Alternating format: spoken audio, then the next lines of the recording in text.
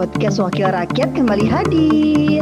Kali ini kita akan berbincang dengan Latu Harhari, Ketua Komisi 2 DPRD Kota Bekasi. Latu Harhari dikenal dengan panggilan Bang Jampang. Lulusan jurusan Desain Komunikasi Visual ITB ini aktif dalam banyak kegiatan sosial sejak belum menjadi dewan. Bang Latu Harhari tak segan bersuara lantang demi kepentingan masyarakat Kota Bekasi. Sebagai Ketua Komisi 2, kita akan bahas banyak persoalan terkait Kota Bekasi bareng Bang Jampang. Yuk, simak!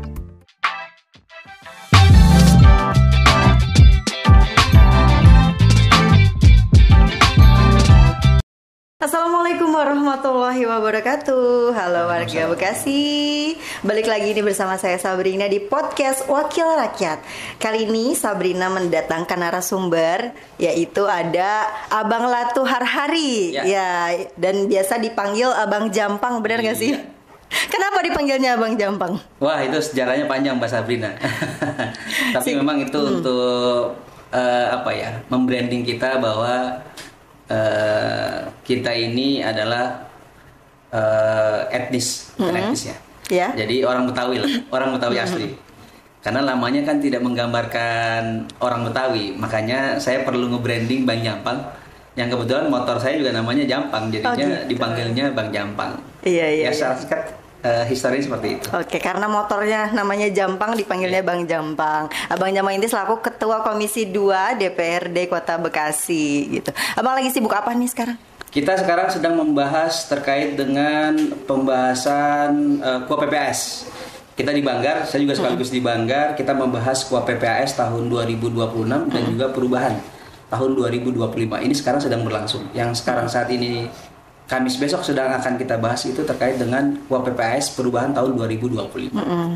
Jadi kalau ini belum kita sepakati, belum kita sahkan, maka realisasi anggaran untuk perubahan tahun 2025 belum bisa kita realisasikan. Nah, pada saat ini juga APBD murni tahun 2025 banyak yang belum terrealisasikan. Nah, terkait penyerapan anggarannya saat ini DPRD Kota Bekasi khususnya Komisi 2 masih menganggap penyerapan anggaran dari pemerintah Kota Bekasi terkait dengan APBD tahun 2025 murni ini masih sangat rendah. Harusnya ini sudah bisa terserap dari bulan Mei. Sekarang sudah Mei, Juni, Juli, Agustus. Jadi sudah berlangsung selama 4 bulan. Sampai dengan saat ini masih sangat rendah penyerapannya. Oleh karenanya kita mendorong pemerintah Kota Bekasi untuk bisa segera merealisasikan anggaran APBD tahun 2025 yang sudah diketok palu untuk bisa dirasakan manfaatnya oleh masyarakat Kota Bekasi. Jadi ini yang memang sampai dengan saat ini masih ditunggu-tunggu oleh masyarakat Kota Bekasi. Mereka membayar pajak sebagai sebuah kewajiban, maka mereka juga menuntut haknya. Hak masyarakat Kota Bekasi apa? Berupa pelayanan, baik itu infrastruktur maupun yang lainnya. Gitu Mbak Sabrina. Kemarin update sedikit, fokusnya di mana sih Bang? Untuk yang jadi perubahan anggaran itu? Kalau kita di Komisi 2, fokus kita kan infrastruktur. Tapi kalau di Banggar pembahasannya fokusnya semua dari seluruh OPD, renja OPD yang sudah dibuat oleh sekitar 45 OPD yang ada di Kota Bekasi. Nah, itu kita bahas semuanya satu persatu. Berapa kebutuhan anggarannya? Apakah anggarannya sesuai atau ada yang dikurangi? Kalau misalnya yang dibuat dari renja itu masih bisa kita koreksi. Nah, inilah tupoksi yang memang dilakukan oleh kawan-kawan di Banggar, termasuk saya salah satunya. Oleh karenanya ketika kita membahas KUA PPAS itu sangat urgent sekali. Kenapa urgent? Kita akan melihat urgensinya dari masing-masing OPD, kebutuhannya berapa miliar yang dianggarkan, baik dari itu mitra kerja kami di Komisi 2 maupun di komisi-komisi yang lainnya. Sehingga nantinya ketika ketok palu anggarannya disepakati berapa nilainya APBD-nya. Nah, itulah yang akan kita cari. Berapa nilai APBD-nya akan kita sepakati untuk KUA PPAS 2025 perubahan dan juga APBD KUA PPAS APBD murni tahun 2026. Nah, kalau memang sudah kita sepakati, maka tugas dari pemerintah Kota Bekasi selaku eksekutif untuk bisa achieve terkait dengan salah satunya adalah PAD, pendapatan asli daerah yang memang sudah ditargetkan dan memang harus dicapai persentasenya. Nah, itu menjadi IKU-nya, indeks kinerja utama dari masing-masing OPD-nya. Itu Mas Sabrina. Oke, berapa persen dan apa bagiannya, persenannya, bagiannya dapatnya berapa gitu? Misalnya soal kesehatan berapa, infrastruktur berapa persen? Kalau terkait dengan pendidikan, kesehatan itu kan sudah ada regulasinya dari pemerintah pusat. Iya. Kalau pendidikan itu sekitar 20% dari APBD. Begitu juga dengan kesehatan. Yang porsinya dua dinas tersebut adalah menjadi dua dinas atau OPD yang membuat renja atau anggaran kerja dari OPD-nya itu yang terbesar. Jadi kalau saya tidak salah, nanti bisa dikoreksi dari data yang nanti akan kita lihat, bahwa untuk dinas pendidikan sendiri itu bisa diketok di angka 1,6 atau 1,7 triliun. 1,7 triliun. Nah, begitu pula dengan dinas kesehatan. Alokasi anggarannya sangat besar. Oleh karenanya, dua dinas ini, baik dinas pendidikan dan dinas kesehatan, yang menjadi salah satu kebutuhan dari masyarakat untuk pelayanannya, ini harus kita tingkatkan. Oleh karenanya, kita tidak berharap nantinya di tahun 2025 ini atau nanti di tahun 2026 timbul lagi masalah-masalah terkait dengan pendidikan, timbul lagi masalah-masalah terkait dengan kesehatan, terutama ketika kita membahas terkait dengan masalah BPJS kesehatan, yang memang ada beberapa alokasi anggaran yang dikeluarkan oleh pemerintah Kota Bekasi untuk bisa menanggung masyarakat Kota Bekasi yang pertama yang tidak memiliki BPJS atau memiliki BPJS tapi tertunggak. Jadi ketika mereka membutuhkan pelayanan kesehatan, pemerintah Kota Bekasi harus sigap untuk bisa memaksimalkan, sehingga ketika mereka tidak memiliki dikatakan sebagai penduduk yang tidak mampu, maka bisa di-cover oleh pemerintah Kota Bekasi itu sendiri. Begitu pula dengan pendidikan. Karena ada bantuan siswa miskin BSM yang memang menjadi program dari pemerintah Kota Bekasi untuk mengcover anak-anak atau usia pendidikan baik dari PAUD sampai dengan SMP yang menjadi kewenangan pemerintah Kota Bekasi untuk bisa difasilitasi terkait dengan pendidikannya, terutama bagi mereka yang tidak mampu. Itu Mas Ali. Nah, kalau terkait dengan infrastruktur yang ada di Komisi 2, nah kita tinggal melihat, kalau infrastruktur kan kasat mata. Yeah. Apa yang sudah direncanakan oleh pemerintah Kota Bekasi melalui dinas-dinas terkaitnya, baik itu di Disperkimtan, dinas BMSDA, atau dinas yang lain terkait dengan infrastruktur, itu akan terlihat berapa renjanya yang sudah disepakati, berapa realisasinya. Karena dari program-program kerja yang sudah mereka rencanakan, itu akan terlihat di masyarakat, apakah pembangunan jalan ini sudah beres, ataukah saluran ini sudah selesai, ataukah rencana-rencana yang lain yang sudah direncanakan oleh pemerintah Kota Bekasi yang sudah disepakati di renja dinas itu akan terrealisasi. Nah, setahun berjalan itulah yang akan kita sama-sama evaluasi dan kita awasi. Jadi itu yang menjadi tupoksi kami di DPRD Kota Bekasi, khususnya di Komisi 2, dan juga kita juga menuntut, mengajak partisipasi masyarakat untuk sama-sama saling mengawasi. Karena apa? Karena uang pajak yang sudah dikutip oleh pemerintah Kota Bekasi dari masyarakat yang ada di Kota Bekasi, penduduk Kota Bekasi sebanyak sekitar sekarang 2,5 juta jiwa lebih lah ya. Itu kan harus bisa terlihat hasilnya. Nah, kalau misalnya hasilnya terlihat dan dirasakan oleh masyarakat Kota Bekasi, masyarakat Kota Bekasi sendiri akan menilai apakah pemerintah Kota Bekasi sudah berhasil membangun atau membawa kemajuan kepada Kota Bekasi itu sendiri. Itu Mas Abdi. Oke, tahan dulu nih Sobat Urban, jangan lupa kalau mau lanjut terus jangan lupa untuk subscribe, komen, dan like juga ya di channel YouTube-nya Urban ZTV. Oke, Sobat Urban, kita langsung tanya nih, tadi kan habis bahas soal anggaran tentang infrastruktur. Oke, kita akan sedikit mengkerucut ke arah pembangunan Kota Bekasi. Aku mau tanya dulu sedikit pendapatnya Abang, bagaimana arah pembangunan Kota Bekasi di pemerintahan yang sekarang? Jadi kalau misalnya arah pembangunan Kota Bekasi, ini kita memasuki era di pasca pemilu kemarin, pemilu dan pilkada. Yang paling dekat adalah pilkada. Pilkada yang akhirnya terpilih wali kota Bekasi yaitu Pak Tri Adianto dan juga Bapak Haris Bobiho sebagai wakilnya. Nah, ketika beliau terpilih menjadi pimpinan atau kepala daerah di Kota Bekasi, maka kita harus menyiapkan programnya. Program-program janji kampanye beliau ketika mereka berkampanye. Sehingga dari program-program kampanye yang mereka sampaikan kepada masyarakat, akhirnya mereka terpilih menjadi wali kota dan wakil wali kota Kota Bekasi periode 2025 sampai dengan nanti 2030. Nah, janji wali kota itu semuanya akan terangkum di mana? Akan terangkum di RPJMD. rencana kerja pembangunan jangka menengah daerah selama 5 tahun, 2025 sampai dengan 2030 nantinya. Kenapa? Kalau janji kampanye wali kota tidak tercantum di RPJMD, tidak ada payung hukumnya, tidak ada cantolannya, maka semua program yang sudah dijanjikan kalau tidak ada di RPJMD tidak akan bisa terrealisasi. Karena patokan kita semuanya adalah RPJMD. Tanpa adanya RPJMD, tanpa masuknya program janji kampanye wali kota di RPJMD, maka seluruh janji wali kota yang sudah disampaikan kepada masyarakat itu tidak akan bisa terrealisasi. Kenapa? Karena tidak ada payung hukumnya. Oleh karenanya, kemarin kita sudah ketok palu tuh, ketok palu perda terkait dengan RPJMD. Nah, kalau kita sudah sepakati, makanya nanti kita akan lihat visi misi Kota Bekasi selama 5 tahun itu akan seperti apa. Baik dari pembangunan infrastrukturnya, pembangunan SDM-nya, maupun pembangunan yang lainnya. Nah, ini yang menjadi patokan bagi kita semua, terutama kami di DPRD Kota Bekasi, untuk sama-sama mengevaluasi dan mengawasinya. Sehingga nantinya arah pembangunan Kota Bekasi selama 5 tahun ke depan on the track.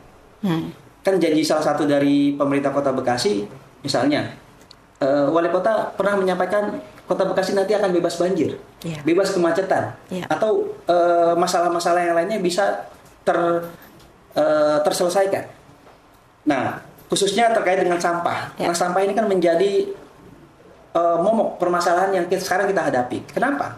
Karena Kota Bekasi ini salah satu menjadi daerah darurat sampah. Nanti kita akan relate misalnya. Kenapa Kota Bekasi menjadi salah satu darurat sampah? Karena produksi sampah per hari masyarakat Kota Bekasi itu 1.800 ton. Jadi kalau misalnya kita tidak mengantisipasi terkait dengan permasalahan ini, jangankan 5 tahun, beberapa tahun ke depan juga kita akan kesulitan. Kemana sampah ini akan kita buang? Nah, kan akan masalahnya akan berimplikasi kepada masalah-masalah yang lainnya. Nah, di RPJMD inilah kita kasih paduannya, sehingga nantinya tahun pertama, tahun kedua, tahun ketiga sampai dengan tahun kelima pemerintahan Tri Adianto dan Haris Bobiho itu on the track. Nah, kita mengevaluasi tahun pertama janjinya apa yang mau dibereskan, apa yang mau diselesaikan dari permasalahan yang ada di Kota Bekasi. Jangan salah, Kota Bekasi ini sesungguhnya banyak sekali permasalahannya, Mbak Sabrina. Sehingga apa yang dikeluhkan oleh masyarakat itu menjadi tantangan, challenge buat kita, pemerintah Kota Bekasi, baik eksekutif maupun legislatif, untuk bisa segera menyelesaikannya. Minimal 5 tahun amanah yang diberikan masyarakat kepada kita, itu kita bisa menyelesaikan permasalahan yang ada di Kota Bekasi. Walaupun belum bisa secara menyeluruh atau 100%, tapi minimal prosentasenya bisa lebih besar dari tahun atau periode sebelumnya. Sehingga nantinya di 5 tahun mendatang kita sedikit demi sedikit bisa menyelesaikan permasalahan itu secara komprehensif.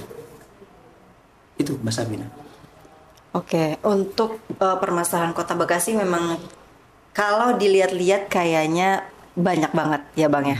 Banget gitu, terutama soal banjir, sampah, dan juga macetnya itu.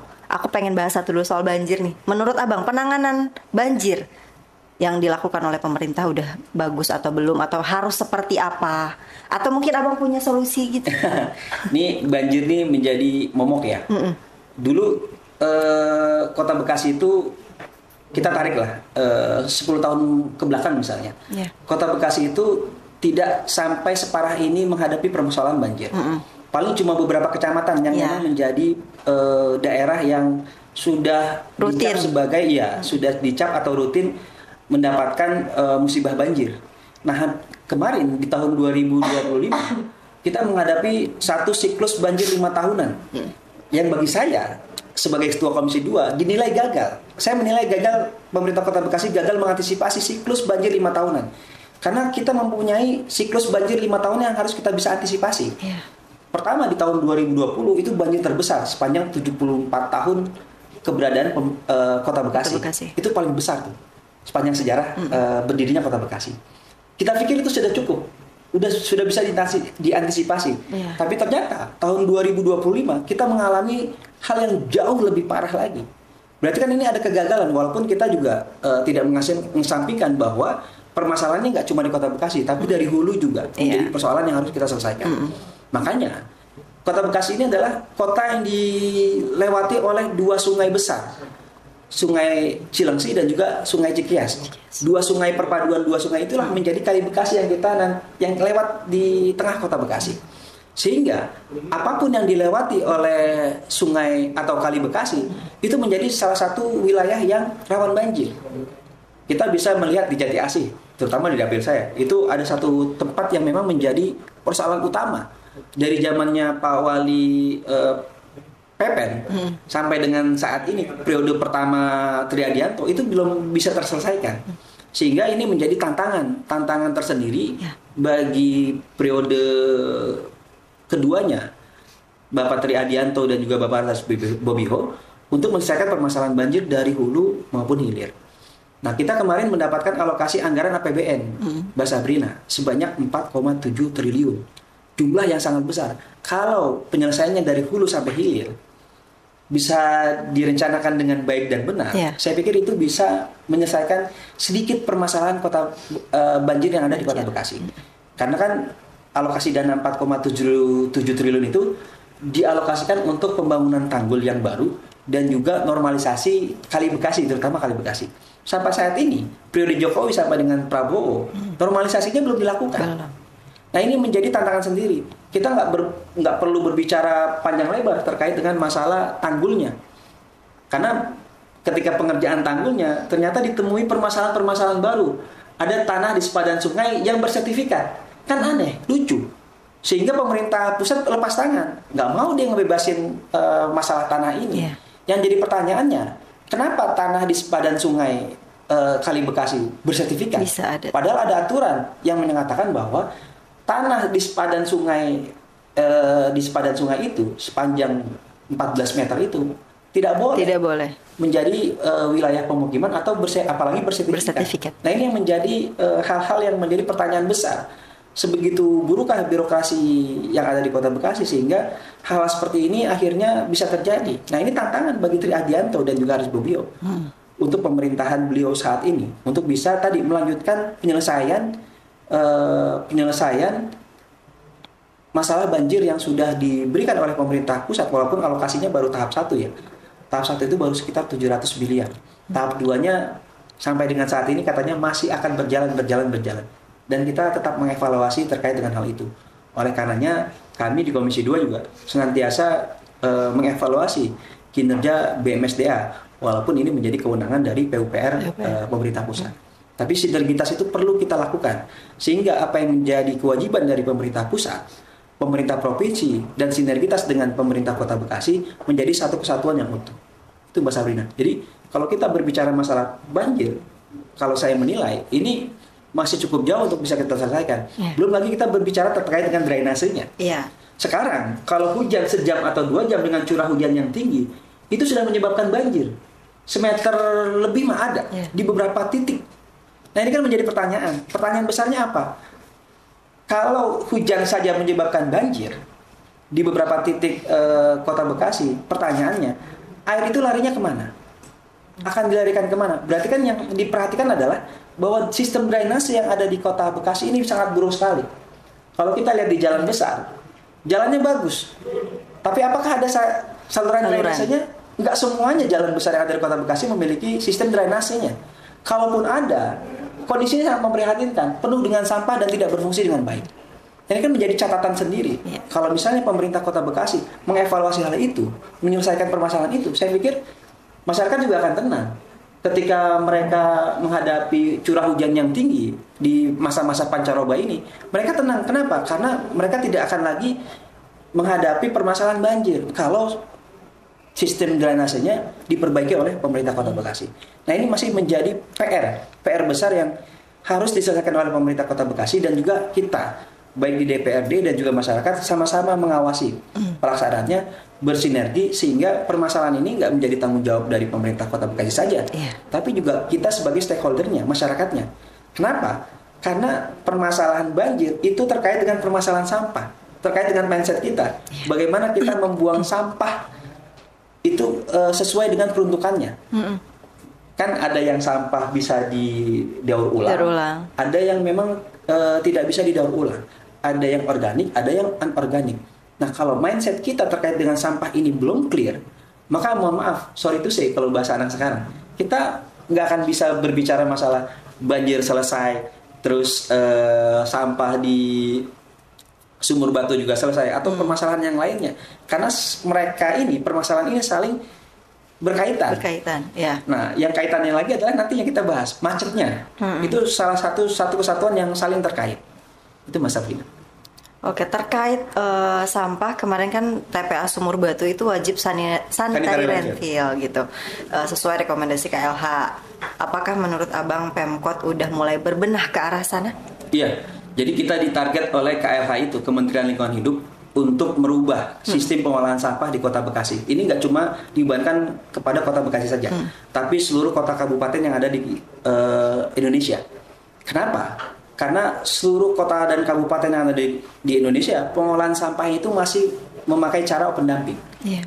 Open dumping itu sampah cuma ditumpuk, hasilnya seperti yang kita lihat sekarang. Gunung. Kita sekarang punya destinasi wisata gunung. Jadi kalau Mbak Sabrina mau healing bisa tuh ke Gunung Merbau. Namanya Gunung Merbau. Di mana letaknya? Di Sumur Batu. Itu julukannya menjadi Gunung Merbau. Karena tingginya, tinggi tumpukan sampah itu sudah sampai seperti gunung. Belum lagi bau dan segala macam permasalahannya. Kemarin ada satu permasalahan, tembok pembatas di TPA Sumur Batu itu roboh. Dan itu sudah dibiarkan tahunan. Sehingga air lindinya itu mengalir kepada pemukiman warga. Dan sehingga ipalnya, yang kita punya ipal, pengolahan limbah, air limbahnya, air lindi yang dikelola oleh salah satu bukan BUMD. Saya lupa namanya. Kita punya sistem pengolahan air limbah. Nah, itu tidak berfungsi. Nah, akibatnya dengan longsoran yang ada di Sumur Batu dan air limbahnya yang keluar. Itu mencemarkan lingkungan yang ada di Sumur Batu sehingga masyarakat merasa terganggu. Bukan cuma masyarakat yang tinggal di dekat TPA Sumur Batu, tapi juga kita semuanya akhirnya terganggu. Pencemaran yang masuk ke Kali Jambe dan yang lainnya. Nah, ini kan menjadi satu hal yang memang perlu kita benahi bersama. Oleh karenanya, ketika ditargetkan oleh Kementerian Lingkungan Hidup (KLA) bahwa pemerintah Kota Bekasi harus merubah sistem pengolahan sampahnya dari open dumping menjadi sanitary landfill. Kapan targetannya? Targetannya nanti bulan September ini. Jadi kita sekarang masih Agustus, nanti September. Sampai dengan akhir September itu akan dievaluasi oleh Kementerian Lingkungan Hidup. Apakah Kota Bekasi sudah melaksanakan tanggung jawabnya untuk merubah sistem pengolahan sampah tersebut menjadi sanitary landfill? Nanti akan dievaluasi sampai dengan September. Nah, lewat dari September, maka akan ada konsekuensi hukumnya. Konsekuensi hukumnya seperti yang kita tahu bersama bahwa di saudara kita di Kabupaten Bekasi, kepala dinasnya itu menjadi tersangka. Kenapa? Karena Kabupaten Bekasi tidak melaksanakan amanah undang-undang dari Kementerian Lingkungan Hidup. Sehingga konsekuensinya hukumnya pidana. Nah, kita tidak ingin Kota Bekasi mengalami hal yang serupa. Oleh karenanya kemarin diajukan anggaran 200 miliar oleh Dinas Lingkungan Hidup Kota Bekasi untuk bisa menjalani amanah dari Kementerian Lingkungan Hidup mengelola pengolahan sampah dari open dumping menjadi sanitary landfill. Tapi kemarin saya berbicara dengan Pak Kadis, alokasi yang disediakan untuk tahun ini kan nanti tahun berjalan ya. Itu baru sebesar sekitar 78 miliar. Dari 200 miliar yang diajukan baru dialokasikan 78 miliar. Tapi yang pastinya karena memang tidak bisa menyelesaikan semua persoalan itu dalam jangka waktu yang pendek sampai dengan September, maka yang dinilai oleh Kementerian Lingkungan Hidup adalah ada itikat baiknya, sudah berjalan prosesnya. Nah, kalau ini sudah dijalankan prosesnya, maka Kementerian Lingkungan Hidup tidak akan memberikan sanksi pidana terkait dengan hal tersebut. Oleh karenanya, kami di Komisi 2 masih mengawal terkait dengan masalah ini, terkait dengan program ini, sehingga nantinya transisi dari open dumping menjadi sanitary landfill itu berjalan dengan semestinya.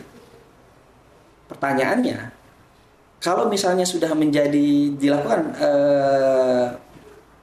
perubahan metode dari open dumping menjadi sanitary landfill, yang ada di TPA yang lama di Sumur Batu, sampahnya mau kemana?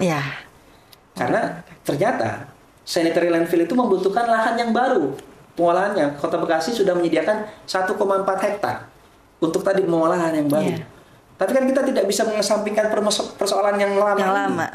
Sampah yang lama ini mau dikemanakan? Nah, salah satunya sebagai salah satu solusi yang bisa diberikan adalah tadi kita membahas terkait dengan pengolahan sampah menjadi energi listrik. PSEL. Pengolahan sampah energi listrik. Nah, ini sedang kita upayakan. Nah, PSL ini yang nantinya akan menjadi PLTSA itu adalah proyek strategis nasional dari pemerintah pusat. Alokasi dananya nggak main-main, sekitar 1,6 triliun. Nah, tahun kemarin di tahun 2024 sudah diajukan oleh pemerintah Kota Bekasi, tapi bentuk kerjasamanya yang bermasalah, sehingga PJ Wali Kota Raden Gani Muhammad itu membatalkan kerjasamanya karena dinilai cacat secara prosedural. Nah, sehingga pada saat ini pemerintah Kota Bekasi mengajukan konsep kerjasama yang baru yang memang sudah diawasi oleh Bappenas nantinya. Jadi pengawasannya kedepannya akan dilakukan oleh Bappenas. Nah, sehingga nantinya ketika kemarin saya tanyakan sampai di mana prosesnya? Prosesnya masih pemberkasan. Nanti ada detail engineering DED-nya sampai dengan feasibility studies-nya yang akan dibuat oleh pemerintah Kota Bekasi, sehingga ketika nantinya kerjasamanya KPBU-nya itu dilakukan dengan badan usaha, kerjasama dengan badan usaha yang diawasi langsung oleh Bappenas, itu bisa dilakukan atau dijalani dengan smooth.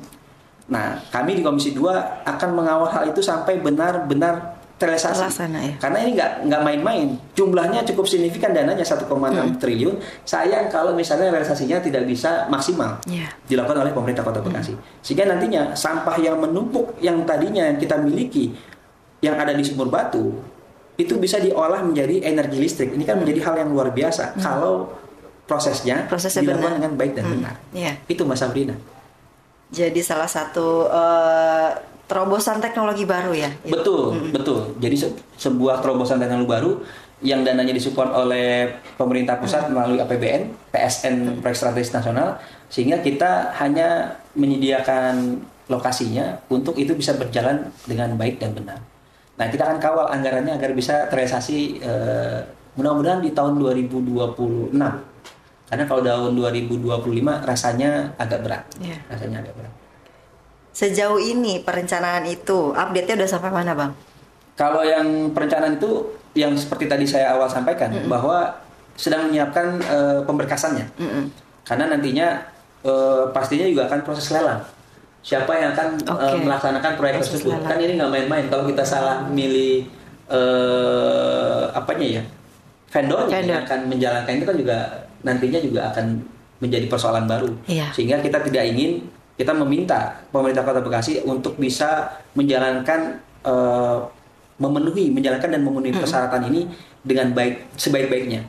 Jadi sehingga nantinya ketika memang sudah disepakati, diketok palu anggarannya dan dilaksanakan, itu prosesnya jauh lebih baik lagi. Ya, itu Sobat Urban, ada pembaruan informasi nih, mudah-mudahan jadi angin segar buat warga Kota Bekasi bahwa nanti mungkin akhirnya terlaksana. Amin, semoga ya. Yang soal teknologi sampah ini gitu. Itu akan benar-benar membantu mengurangi sampah yang ada gitu. Harusnya. Dan sebenarnya ada salah satu konsep lagi yang pernah saya sampaikan. Gimana, Bang? Yang harus kita perhatikan adalah merubah mindset kita sebagai masyarakat Kota Bekasi atau warga Kota Bekasi. Mindset kita adalah membuang sampah itu kan yang ada di masyarakat, sampah dari rumah tangga itu main buang aja. Sehingga kita cuma mengalihkan aja dari sampah rumah tangga, numpuk akhirnya semuanya di TPA Sumur Batu tanpa diolah.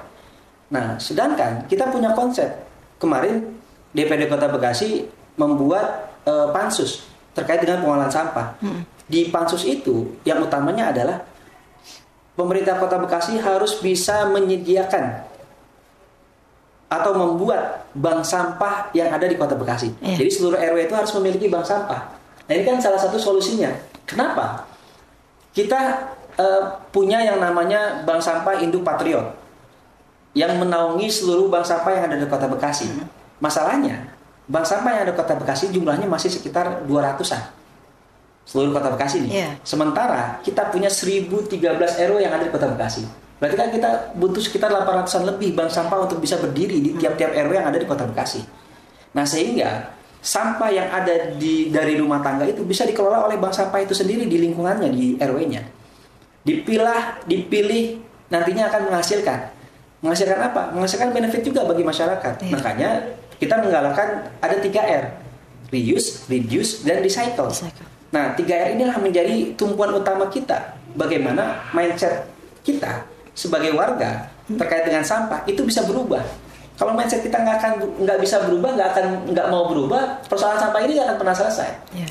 Nah, kalau kita tahu bagaimana mengolah sampah yang bisa menghasilkan, nantinya dari bank sampah itu kan bisa kita mendapatkan benefit berupa uang tambahan. Apapun nantinya akan digunakan oleh masyarakat. Yang kedua, kita bisa mengolah dari sampah-sampah organik itu terkait dengan apa sih? Pupuk kompos. Kompos dan juga apa sih istilahnya ya? Sekarang tuh yang jadi ulat apa ya? Maggot. Betul. Maggot. Nah, dari maggot itu juga bisa memberikan penghasilan lebih tambahan kepada masyarakat. Nah, sehingga nantinya sampah-sampah yang memang nantinya akan dibawa ke TPA itu benar-benar sudah terpilih.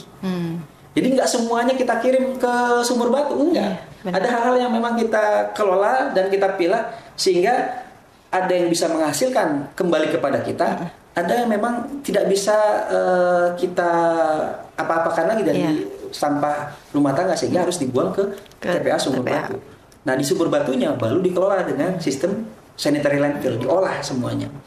Nah, yang kedua adalah yang pernah saya sampaikan adalah bagaimana kita menggunakan sistem throw SUP. Throw SUP ini adalah retribusi sampah. Jadi ketika masyarakat membayar sampah itu sesuai dengan jumlah atau besaran sampah yang dia keluarkannya. Jadi kalau misalnya masyarakat rumah tangga yang ada di Kota Bekasi masyarakatnya sehari misalnya membuang sekitar berapa kilo sampah. Nah, itu akan ditimbang tuh sebagai sebuah retribusi yang harus dia keluarkan. Sehingga hasilnya adil. Iya. Masyarakat mengeluarkan sampah banyak, menghasilkan sampah banyak, harus bayar retribusi lebih banyak. Nah, masyarakat yang membayar sampahnya, yang mengeluarkan sampahnya sedikit, ya wajar kalau dia membayar retribusi sedikit. Jadi retribusi itu diatur, dikelola oleh pemerintah Kota Bekasi. Bagaimana caranya? Ya dibuat sistemnya. Kalau saat ini kan enggak, kita tidak tersistem nih. Masyarakat yang membuang sampah seenaknya, segala macamnya, ini akan tidak bisa kita kendalikan. Sehingga nantinya salah satunya adalah bisa meningkatkan PAD dari Kota Bekasi juga. Pertanyaannya, Bang, kok banyak banget kutipannya? Ya, kutipan terkait dengan retribusi itu kan sesuai dengan sampah yang dihasilkan. Jadi kalau mau retribusinya sedikit, ya dipilah, diolah sampahnya. Sehingga nantinya ketika dibuang itu menghasilkan sampah yang sedikit, sehingga retribusinya jauh lebih ringan. Nah, hal lainnya yang menjadi perhatian kita nih, jangan sampai nantinya mindset kita nggak berubah, nah persoalan sampah kita juga akan berubah. Walaupun sistem pengolahannya berubah dari open dumping menjadi sanitary landfill, karena mindsetnya kita itu belum berubah. Nah, mindset inilah yang dibutuhkan dan kita sama-sama mengajak yuk kepada masyarakat Kota Bekasi kita rubah mindset sampah kita, sehingga nantinya persoalan sampah yang ada di Kota Bekasi itu bisa kita selesaikan. Persoalan sampah Kota Bekasi ini nggak cuma Kota Bekasi, tapi kita menampung juga permasalahan sampah yang ada di DKI, yang ada di Bantar Gebang. Walaupun kita dapat kompensasi terkait dengan banding, tapi pertanyaannya, apakah bandingnya worth it? Pertanyaan kan, apakah bandingnya worth it? Kan banding cuma diterima oleh masyarakat yang ada di sekitaran Bantar Gebang. Sementara di jalur-jalur yang dilalui oleh truk sampah dari DKI itu kan tidak mendapatkan bantuan spesial pun dari alokasi bandek yang diberikan oleh pemerintah Kota Bekasi pemerintah DKI Jakarta kepada pemerintah Kota Bekasi. Begitu Mas Aldi. Oke, ini jadi ide yang cukup segar ya, karena kalau misalnya terlaksana ada yang namanya warga buang sampah terus ditimbang, itu kayaknya lebih ngena deh ke warga daripada dia harus, kadang kan kita cuman ngasih kayak ngasih tahu gitu penyuluhan kalau sampah tuh harus dipilah, tapi itu benar-benar kayaknya kurang banget ngelaksanain itu. Betul. Gitu. Kalau misalnya memang benar bisa terlaksana soal yang ditimbang tadi, kayaknya itu akan bikin mau nggak mau mikir, jerah, dan ada ambil untung juga gitu. Warga juga yang memang masih bandel mau nggak mau akan dapat sanksinya. Betul. Gitu. Nah, sanksi ini yang perlu juga kita kuatkan. Singapura itu dia bisa bebas dari sampah, bukan bebas ya, bisa mengurai permasalahan sampahnya karena ada dendanya. Denda, iya. Nah, kita nggak punya regulasi walaupun perdanya sudah ada terkait dengan larangan membuang sampah sembarangan. Tapi kan denda yang disebutkan di perda itu baru normatif. Iya. Atau denda ketika kita larangan membakar sampah 50 juta, itu dendanya denda normatif. Iya. Apakah itu diterapkan? Nah, ini kan jadi pertanyaan. Masyarakat juga masih belum paham kalau membakar sampah itu ternyata dilarang karena ada perdanya. Iya. Atau membuang sampah sembarangan itu dilarang karena ada perdanya. Nah, hal ini yang harus kita upayakan dan edukasi. Senantiasa tadi Mbak Sabrina bilang kita memberikan penyuluhan. Nah, masalahnya edukasi atau penyuluhan yang dilakukan oleh pemerintah Kota Bekasi kan belum menyentuh sampai level bawah, Paling masyarakat bawah. Iya. Sehingga kalau misalnya belum tersosialisasikan dengan baik, masyarakat nggak akan berubah. Jadi kalau misalnya kita lihat banjir yang ada itu sampah semuanya. Iya, benar. Sampah yang ngikut dari aliran banjir yang melintasi daerah yang terkena banjir. Sehingga kalau misalnya ini nggak kita benahi permasalahan masalah sampah, banjir, infrastruktur, dan juga nanti mungkin kita akan bahas singgung terkait dengan kemacetan. Ini menjadi hal yang memang PR yang kalau tidak diselesaikan satu persatu, tahun demi tahun selama 5 tahun pemerintah Tri Adianto dan Haris Bobio, ini menjadi catatan tersendiri nantinya. Masyarakat akan menilai apakah Tri Adianto dan Haris Bobio selama 5 tahun yang akan datang berhasil atau tidak. Kan yang menilai masyarakat. Sehingga nantinya ketika beliau mengajukan untuk bisa maju kepada pilkada selanjutnya, tinggal masyarakat yang akan menilai apakah beliau sukses atau tidak. Kalau dirasa sukses, ya silakan dilanjutkan. Kalau tidak, ya kita wajar dong mencari alternatif pemimpin yang lainnya yang sekiranya mampu menyelesaikan permasalahan masalah yang ada di Kota Bekasi. Itu Mbak Sapri. Oke, mudah-mudahan ide-ide segar tersebut ya dilirik benar gitu ya Bang ya. Kita bisa terlaksana biar jadi solusi buat Kota Bekasi. Amin. Oke, kita agak sedikit beralih karena tadi sudah banjir dan juga sampah, pasti akan ada dampak kemacetan. Benar. Kemarin kan yang terbaru menerapkan sistem satu arah. Menurut Abang gimana nih penerapannya? Jadi memang macet Kota Bekasi ini menjadi momok nih. Jadi yang tadinya kita jarak tempuhnya sekitar dari titik A ke titik B, dari titik tempat kita tinggal ke tempat tujuan, itu jarak tempuhnya relatif standar ya. Kita kan kalau di Bekasi muter-muter gak maksimal paling setengah jam. Tapi sekarang hitungannya udah nggak seperti itu. Tapi hitungannya bisa sampai berjam-jam. Dan berjam-jam itu jarak tempuhnya juga hanya kisaran berapa kilo saja bergesernya. Belum sampai ke tempat tujuan yang akan kita tuju. Kenapa? Karena terjadi permasalahan macet yang luar biasa di Kota Bekasi. Sehingga pemerintah Kota Bekasi salah satunya membuat alternatif apa istilahnya? Rekayasa lalu lintas.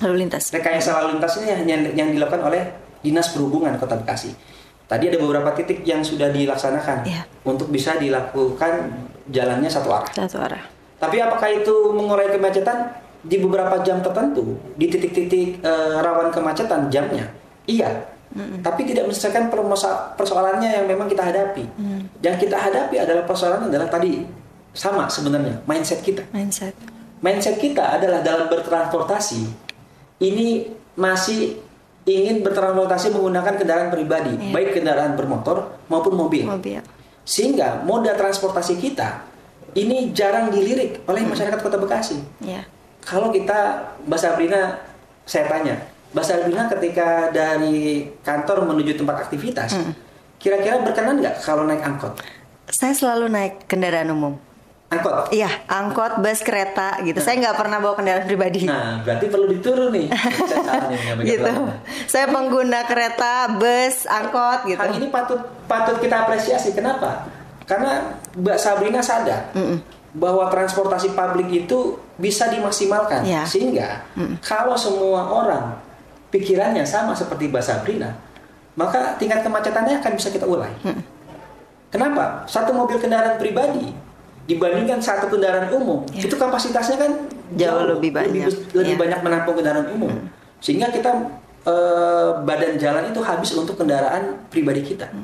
Itu kalau kita masih berbicara terkait dengan kendaraan pribadi dan transportasi umum. Nah, masalahnya Kalau Mbak Sabrina, pertanyaan saya tanyakan lebih sekarang. Iya. Dibalik nih ya. Dibalik nih, sekarang jadi nih saya nanya nih. Kalau Mbak Sabrina sampai dengan saat ini, sampai dengan detik ini, pengguna setia kendaraan umum, tingkat kenyamanan seperti apa? Udah enak banget, sekarang. Bus udah AC, kereta apalagi? Kalau cepat Mbak Sabrina gitu. tinggal di mana? Sekarang saya Jabodetabek bolak-balik lebih. Bukan Kota Bekasi ya? Bukan Kota Bekasi. Nah, pertanyaannya kalau Mbak Sabrina orang Bekasi naik angkot Kota Bekasi di Kota Bekasi, itu kan akan jadi pertanyaan yang jawabannya akan, saya pikir jawabannya akan sama. Kalau masyarakat Kota Bekasi naik angkot Kota Bekasi dari rumah sampai dengan tujuannya, pasti yang saya yakini ya, boleh dikoreksi, keyakinan saya mungkin beda. Bagi saya melihatnya satu, ketidaknyamanan. Kenapa? Karena yang kedua, transportasi angkotnya sudah tidak layak jalan. Banyak yang tidak layak jalan. Oh iya. Saya pernah berdiskusi dengan Disub dan juga Organda di Komisi 2. Saya tanya tuh, layak jalan semua gak? Izinnya terkait dengan izin trayek dan izin kirnya, itu hampir semua angkot itu mati. Jadi kalau dilihat dari tingkat kelayakannya, hampir 90% lebih itu angkot di Kota Bekasi itu tidak layak jalan.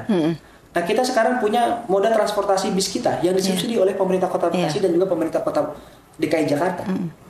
Masalahnya, bis kita ini kan hanya menjembatani atau melingkan di jalur-jalur tertentu. Tidak semuanya. Iya, nggak semua kita butuh subnya atau kalau bahasa sekarangnya apa ya? Saya lupa. Shutternya, koridornya. Nah, yang bisa menjadi penghubungnya adalah angkotnya. Nah, kemarin kita sampaikan tuh di Komisi 2. Kami di Komisi 2 mendorong pemerintah Kota Bekasi untuk bisa merubah sistem transportasi khususnya angkot. Untuk beralih, kita punya contoh nyata, real di DKI Jakarta. DKI Jakarta itu adalah sistemnya Jaklingko. Angkotnya bagus kondisinya. Pakai aplikasi. Sistemnya by the service. Dan juga tadi disubsidi oleh APBD DKI Jakarta. Sehingga masyarakat yang naik Jaklingko itu tidak khawatir. Tidak khawatir ada ngetemnya. Jadi supirnya itu sudah digaji. Tidak berdasarkan lagi berapa rate yang dia harus lakukan untuk mengejar sekolah. Enggak. Supirnya sudah jam kerja sesuai dengan jam yang sudah ditentukan, trayek yang sudah ditentukan. Dia cuma mengantarkan. Aja. Berapapun orang yang diantarkan. Tapi kan akhirnya masyarakat sadar, oh nyaman naik angkot nih. Enak naiknya, terus juga mengurangi pemakaian mobil pribadi atau kendaraan pribadi, sehingga walaupun kita tidak melihat kota Jakarta menjadi salah satu kota yang bebas kemacetan, tapi salah satu upaya untuk mengurangi kemacetan itu bisa dilaksanakan melalui tadi perubahan sistem. Transportasinya. Nah, kita juga punya bergeser ke Surabaya. Surabaya itu ada Warawiri, Mbak Sabrina. Iya. Angkotnya namanya Warawiri. Angkotnya ber-AC, pakai aplikasi, disubsidi oleh pemerintah Kota Surabaya melalui APBD-nya. Pertanyaannya, apakah Bekasi nggak bisa? Bisa. Harusnya bisa. Harus bisa. Nah, bisa atau tidak bisanya kan tergantung dari goodwill atau kebijakan dari wali kota itu sendiri melalui dinas terkaitnya. Apakah mau? Nah, kemarin kita sampaikan moda transportasi di Kota Bekasi harus berubah. Minimal kita meniru Jaklingko atau Warawiri. Apakah bisa? Bisa. Kita bisa menyediakan alokasi anggaran. Hitung-hitungannya kemarin, kalau kita mau, kita per tahun itu bisa menyediakan anggaran 30 miliar. Kita kerjasama dengan swasta yang menyediakan, pihak swasta yang menyediakan transportasinya, kita mensubsidi anggarannya sampai dengan gaji dari supirnya. Apakah akan nantinya didemo oleh supir-supir angkot yang existing pada saat ini? Kalau kita komunikasikan, kita sosialisasikan, saya pikir tidak akan ada gesekan yang berarti. Kalau tadi kita sosialisasikan, kita komunikasikan dengan baik kepada pihak-pihak yang terkait, stakeholder yang terkait. Nah, oleh karenanya kita dorong nih, kita sudah punya bis kita, it's okay. It's good. Nah, tapi kita juga perlu untuk merubah mode transportasi, terutama yang bersinggungan langsung dengan masyarakat kebanyakan. Ya, yang lewat gang-gang kecil. Yang lewat gang-gang kecil dan segala macam yang menjadi penghubung. Yap, Nah, benar. kalau ini dilakukan oleh pemerintah Kota Bekasi sambil kita membenahi infrastruktur jalan yang ada di Kota Bekasi, maka solusi kemacetan ini menjadi salah satu yang kita nantikan. Nah, pertanyaannya, maukah pemerintah Kota Bekasi melaksanakan hal itu? Itu kan kembali kepada kebijakan. Kami di DPRD tidak memiliki kebijakan itu. Ya. Kami sifatnya adalah memberikan usulan, memberikan masukan, aspirasi dari masyarakat. Sehingga nantinya dari usulan, masukan, dan ide atau gagasan yang kami berikan kepada pemerintah Kota Bekasi, itu bisa dilaksanakan oleh pemerintah Kota Bekasi menjadi sebuah kebijakan, regulasi, dan implementasi yang dilaksanakan oleh pemerintah Kota Bekasi. Nah, di titik itulah sinergitas diperlukan. Baik dari masyarakat umum, dari DPRD-nya karena mewakili dari masyarakat, dan juga pemerintah Kota Bekasinya karena yang memiliki kewenangan untuk melaksanakan kebijakan tersebut. Begitu Mas Sabrina. Oke, itu mungkin ya kembali ke kemacetan kalau kita bisa mau menggunakan transportasi umum dan transportasi umumnya juga sudah diperbaiki, bikin nyaman, bikin enak, kayaknya warga juga pasti mau deh pakai transportasi umum. Harus mau. Terakhir tuh kan Bang ada yang sempet angkot 02 itu ber-AC kan, terus udah gitu pakai aplikasi Maps gitu. Kenapa nggak berlanjut gitu? Mungkin Abang punya analisis sendiri. Kayaknya nggak berhasil dan nggak berlanjut gitu. Bukan nggak berhasil dan nggak berlanjut ya, itu kan sebenarnya sebuah apa ya, sebuah pilot project ya. Di Kabupaten Bekasi, Mas Sabrina, itu sudah ada tuh. Jadi angkotnya sudah ada ber-AC, pakai aplikasi, walaupun belum disubsidi oleh pemerintah kotanya. Jadi masih inisiatif dari pihak swasta. Nah, saya yakin yang Mbak Sabrina sampaikan juga sama.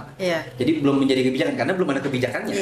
Belum ada kebijakannya, sehingga mungkin dari pihak swasta juga agak berat kalau operasionalnya seluruhnya harus dibebankan kepada pihak swasta. Oleh karenanya sinergitas ini yang sangat diperlukan pada saat ini.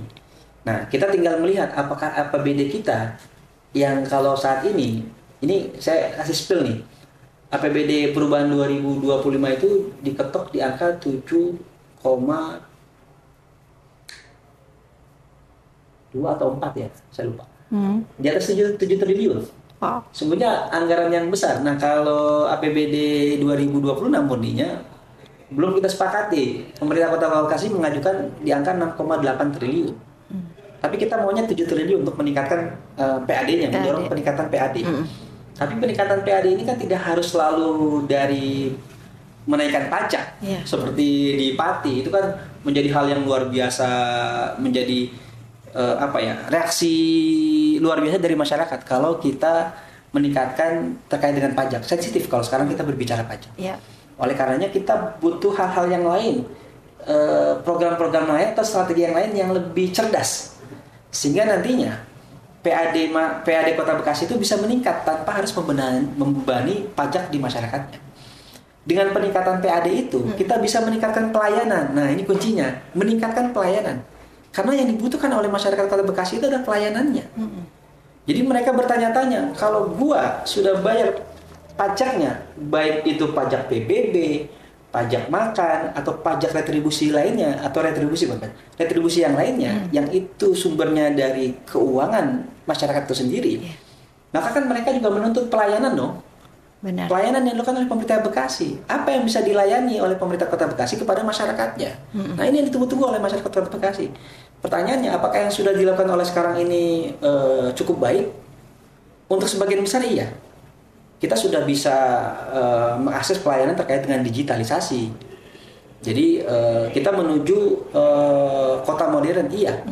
Tapi ada hal-hal yang lain yang memang masih banyak perlu kita perbaiki. Nah, hal-hal yang lain yang perlu kita perbaiki inilah yang memang menjadi PR dari pemerintah Kota Bekasi, sehingga nanti ke depannya, taruhlah let's say 5 tahun ke depannya, itu semuanya bisa kita selesaikan sehingga masyarakat terpuaskan. Kan intinya seperti itu.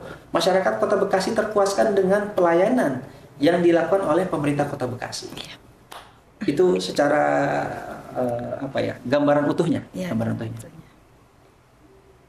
Oke, itu tadi PR ya untuk pemerintah Kota Bekasi, bagaimana cara mungkin mengurangi kemacetan gitu. Banyak cara, cuman itu tadi beberapa yang dari Abang mungkin kita bicarakan gitu. Oke, terkait bangunan liar nih, Bang. Iya. Nah, itu kan udah ditertibkan kemarin Bang Li itu di sepanjang bantaran kali. Aku juga tadi sempat agak sedikit nongkrong lihat-lihat bantaran kali yang di depan sini gitu. Udah bersih semua, cuman memang belum ada pergerakan lagi nih. Harusnya diapain sih, Bang? Dan menurut Abang bagusnya diapakan itu bantaran kali itu? Karena kalau dibiarin gitu aja, ngerinya itu keulang lagi tuh. Nanti ada tiba-tiba yang ngebangun warung lagi di situ atau gimana? Nah ini gitu. menarik Mbak Sabrina, terkait dengan Bang Li. Kemarin gencar sekali tuh, baik dari Provinsi Jawa Barat, viralisasi dari KDM, Kang Deddy Mulyadi, untuk menertibkan bangunan liar. Nah sampai akhirnya juga dilakukan oleh pemerintah Kota Bekasi di seputaran, di sepanjang Kalimalang atau daerah-daerah sepadan sungai lainnya, itu bangli-banglinya sudah mulai ditertibkan, which is bagus. Sebenarnya program itu kita dukung, penertiban bangli itu kita dukung. Tapi pertanyaannya harus kita ajukan lagi ke depan. Mereka yang ditertibkan terkait dengan bangunan liarnya itu kan butuh mata pencaharian. Ini adalah sektor UMKM yang kita nggak bisa abaikan. Iya benar. Sehingga nantinya ketika ditertibkan, adakah solusi dari pemerintah Kota Bekasi untuk merelokasi mereka yang sudah menjalankan kehidupan ekonominya, kebergantungan kehidupan ekonominya di tempat itu. Nah kalau cuma ditertibkan, semua orang mah bisa. Kalau cuma menggusur mah gampang. Kalau cuma sekedar menggusur itu mudah. Tapi pertanyaannya, ketika kita menertibkan atau menggusur dari bangunan liar yang ada di Kota Bekasi, punyakah kita alternatif untuk menyediakan tempatnya, relokasinya? Sehingga nantinya mereka yang tergusur itu dari bangli-bangli yang ada di Kota Bekasi itu merasa merasa terfasilitasi, merasa terayomi oleh pemerintah Kota Bekasi melalui program-programnya. Nah kemarin ada perencanaan dan sudah peletakan batu pertama. Apa itu? Wisata air Kota Bekasi. Jadi kalau Mbak Sabrina update berita, itu KDM dan juga Wali Kota Bekasi, Bapak Tri Adi Adianto, meletakkan batu pertama di Kalimalang. Terkait dengan apa? Pengembangan wisata air. Jadi Kalimalang itu akan dikembangkan menjadi wisata air. Pertanyaannya, bagus nggak? Bagus enggaknya itu tergantung implementasinya. Kalau misalnya dilakukan dengan baik dan benar, mencontoh tempat atau negara lain yang ada terkait dengan pengembangan wisata airnya, itu luar biasa. Harusnya bagus. Dan kita punya potensi itu. Kalau saya lihat dan kawan-kawan juga melihat, kita punya potensi itu. Di mana? Di Kalimalang. Jangan Kali Bekasi. Kalimalang itu yang sudah tertata sebenarnya. Kalimalang itu lebih tertata dengan baik dibandingkan kali-kali yang lainnya. Tapi kita juga tidak boleh mengesampingkan dampak lingkungannya dengan keberadaan wisata air tersebut. Apakah dampak lingkungannya itu nanti diperhatikan oleh pemerintah Kota Bekasi berupa pencemaran air, berupa pencemaran sampah dan lainnya. Karena daerah wisata itu tidak terlepas dari dua hal tersebut, apalagi di wisata air. Sampah itu menjadi hal yang memang harus kita perhatikan. Jangan sampai kita mengembangkan satu potensi wisata, tapi kita mengabaikan dampak yang lainnya, terutama dengan lingkungan. Sehingga banyak tuh aktivis-aktivis lingkungan yang bersuara terkait dengan rencana pemerintah Kota Bekasi membuat wisata air di Kalimalang. Nah, kan masyarakat Kota Bekasi juga bertanya, emang keberadaan Kalimalang itu gunanya buat masyarakat Kota Bekasi itu apa sih Bang gitu? Kan nggak ada. Kalimalang itu diperuntukkan airnya itu untuk masyarakat Kota Jakarta.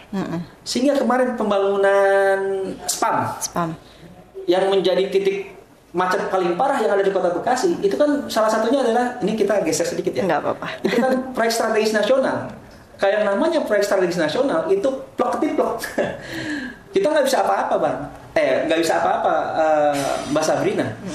Yang bisa kita lakukan adalah menjalin komunikasi dengan baik dengan pemerintah pusat, sehingga proyek pengerjaannya itu bisa kita awasi, kita bisa evaluasi, sehingga nantinya penyelesaiannya dari proyek itu bisa dirasakan dengan baik oleh masyarakat Kota Bekasi. Yang ada kan sekarang ketika galiannya sudah dilakukan, penutupannya itu menjadi PR. Karena penutupannya nggak bagus. Apa ya? Ya, nggak rapi aja. Ya, nggak rapi, nggak bagus, dan juga apa ya? Materialnya juga nggak sesuai. Sehingga jalan yang tadinya bagus ketika diadakan proyek galian itu jadi tambah parah. Nah, kalau kita kembali lagi pada tadi terkait dengan bangunan liar dan juga rencana pemerintah Kota Bekasi membuat wisata air yang ada di Kalimalang, saya pikir wisata itu kan butuh UMKM untuk terlibat di dalamnya untuk menyediakan destinasi kuliner. Sehingga wisata air dengan wisata kuliner itu salah satu kesatuan yang tidak bisa dipisahkan. Nah, kenapa nggak disinergikan semuanya? Mereka yang sudah digusur dari bangli-bangli yang ada, difasilitasin aja. Mereka bisa nantinya mengisi tempat-tempat yang ada di wisata air yang seputaran sepanjang Kalimalang. Sehingga kalau perencanaan itu, DED-nya, Detail Engineering desainnya dilakukan, atau feasibility study-nya itu dilakukan dengan baik dan benar oleh pemerintah Kota Bekasi, disampaikan komunikasinya dengan baik kepada mereka yang memang menjadi stakeholder atau UMKM yang memang sudah dilaksanakan penggusuran banglinya, dikomunikasikan, ini kan akan menjadi satu kesatuan, sehingga nantinya mereka yang digusur itu memiliki harapan. Harapannya apa? Harapannya nantinya ke depannya, saya bisa loh nanti menempati daerah-daerah yang memang sudah dibangun oleh pemerintah Kota Bekasi untuk bisa memaksimalkan wisata air yang nantinya akan dirasakan manfaatnya oleh masyarakat Kota Bekasi itu sendiri. Sehingga mereka yang digusur banglinya, yang tadinya ada di seputaran sungai juga, Kalimalang, yang di seputaran Wisma atau yang lainnya, itu merasa tidak dianaktirikan. Kan sama, mereka juga bayar pajak. Mereka juga membayar pajak kepada pemerintah Kota Bekasi. Haknya juga harus diperhatikan oleh pemerintah Kota Bekasi. Mereka bagian dari warga Kota Bekasi. Betul sekali. Mereka bagian dari warga Kota Bekasi. Begitu, Mas Sapri. Oke, terakhir nih Bang. Jadi kalau di podcast Wakil Rakyat ini suka ada pertanyaan dari warga Kota Bekasi gitu. Sobat Urban, ada yang nanya nih, udah ada yang masuk dari Joni di Bekasi Utara. Soal Jalan Alinda, udah sekian tahun nggak pernah beres, kok sampai sekarang belum ada action perbaikannya. Ayo Pak, desak Pemkot, udah makan banyak korban. Jadi kemarin gimana itu nih?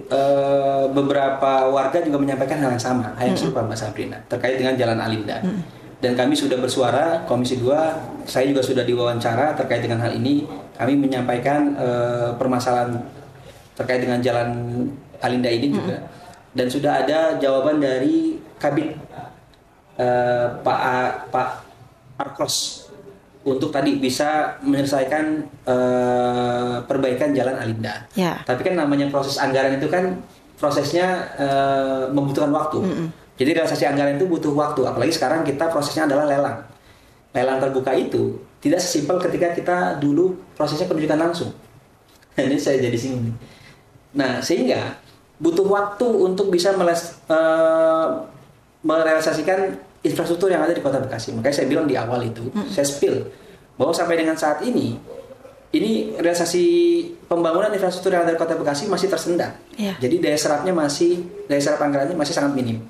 Karena tadi ada proses lelang yang harus dijalankan oleh pemerintah Kota Bekasi, sehingga persiapan dan segala macamnya itu membutuhkan waktu. Nah, kita berharap nantinya setelah Agustus ini, mudah-mudahan setelah Agustus, itu proyek pengerjaan infrastruktur itu bisa lebih masif lagi. Dan kami sudah menitipkan kepada dinas terkait, terutama di BMSDA, untuk bisa speed up percepatan atau mengejar ketertinggalan yang kemarin yang sudah direncanakan, sehingga nantinya masyarakat merasakan bahwa aspirasi mereka didengar. Aspirasi mereka didengar, dan gak cuma didengar, tapi dilaksanakan dan direalisasikan. Nah, itu harapan kita bersama. Tapi yang seperti yang tadi saya sampaikan, bahwa terkait dengan Alinda sudah menjadi perencanaan, sudah direncanakan untuk bisa segera direalisasikan oleh pemerintah Kota Bekasi. Jadi intinya on progress, guys. On progress, insya Allah on progress. Sabar ya. Oke Abang, mungkin terakhir harapan Abang untuk Kota Bekasi ke depannya dan masukan untuk Pemkot Bekasi agar lebih baik lagi. Harapan saya juga sama. Saya yakin dengan masyarakat Kota Bekasi yang lainnya. Kita berharap bahwa Kota Bekasi ini kedepannya jauh lebih baik lagi, baik dari pelayanannya, pembangunannya, baik dari SDM dan infrastrukturnya itu jauh lebih baik lagi.